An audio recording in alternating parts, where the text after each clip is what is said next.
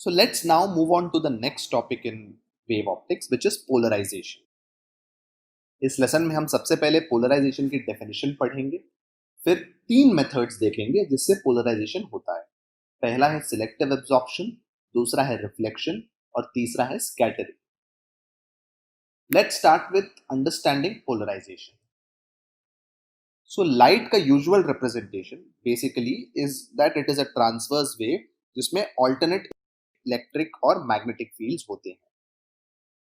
So यहाँ पे as is shown in the diagram, the red portion indicates the electric field and the blue portion indicates the magnetic field, और clearly ये दोनों fields perpendicular to the direction of propagation।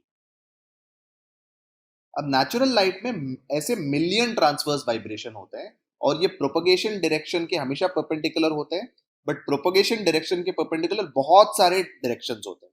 तो natural light में इन सारे direction में ये vibrations चलते रहते हैं। So let's for instance take natural light. Natural light में क्लियरली जैसे आपको दिखाया जा रहा है हर डायरेक्शन में ये वाइब्रेशन होता है। तो हम ये मान के चल सकते हैं कि रेक्टेंगुलर कंपोनेंट्स ऑफ वाइब्रेशन, इन सारे कंपोनेंट्स को रिजॉल्व करें एक दो डायरेक्शन में, तो एक component plane of the diagram में होगा और दूसरा perpendicular to the plane of the diagram होगा। So this is how light wave looks like. So इन सबको हम दो डायरेक्शन में रिजॉल्व करें, एक जो पैरेलल टू द प्लेन है और दूसरा जो परपेंडिकुलर टू द प्लेन है, that will give us the natural representation of light. अब अनपोलराइज्ड लाइट में होता क्या है कि ये planes of vibration symmetrically distributed होते हैं about the propagation of the direction of wave. So इसका मतलब प्रोपगेशन डायरेक्शन के अराउंड हर डायरेक्शन में सिमेट्रिकली डिस्ट्रीब्यूट होता है, तो हर डायरेक्शन में ऑसिलेट होने की इक्वल प्रोबेबिलिटी है अनपोलराइज्ड लाइट। तो सन से निकलता हुआ लाइट, किसी भी लैंप से निकलता हुआ लाइट या any other light source is an example of unpolarised light, क्योंकि हर डायरेक्शन में वाइब्रेशन होता है। पोलराइजेशन में ये जो ऑसिलेशन है उसमें हम ट्रांसवर्स वेव की ऑसिलेशन को एक ही प्लेन में रेस्ट्रिक्ट करते हैं, हर डायरेक्शन में वो ऑसिलेट नहीं करता है। प्लेन पोलराइज्ड लाइट एक ऐसा लाइट है जहां पे इलेक्ट्रिक वेक्टर हर जगह एक ही प्लेन में वाइब्रेट होता रहता है, हर प्लेन में वाइब्रेट नहीं होता। So it will either vibrate like this in the vertical plane or it will vibrate like this in the plane which is going into the plane of paper. So linearly polarized light में electric vector एक constant orientation में oscillate करता रहता है, and we will understand this more through examples in the upcoming section.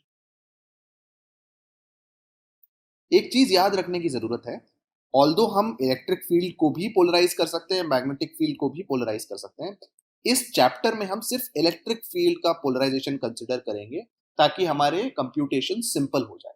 इसका मतलब ये नहीं है कि मैग्नेटिक फील्ड पोलराइज नहीं हो सकता, हम बस सिंप्लिसिटी के लिए सिर्फ इलेक्ट्रिक फील्ड को पोलराइज करके देखेंगे।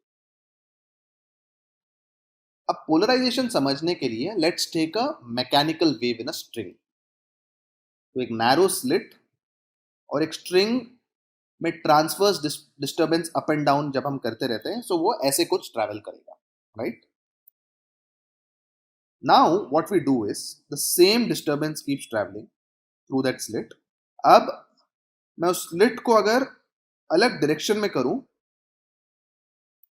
वो स्लिट आगे वेव्स को जाने नहीं देगा, क्योंकि ये स्ट्रिंग जो है एक ही डायरेक्शन में वाइब्रेट कर रहा है और स्लिट दूसरे डायरेक्शन में उसके परपेंडिकुलर है, तो वेव को वो आगे नहीं जाने देता।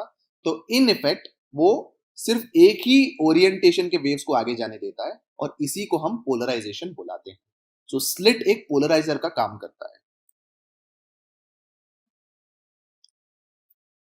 अब पोलराइजेशन को ऑब्टेन करने के कुछ तरीके हैं। पहले दो हैं सिलेक्टिव एब्जॉर्प्शन और रिफ्लेक्शन, और तीसरा है स्कैटरिंग।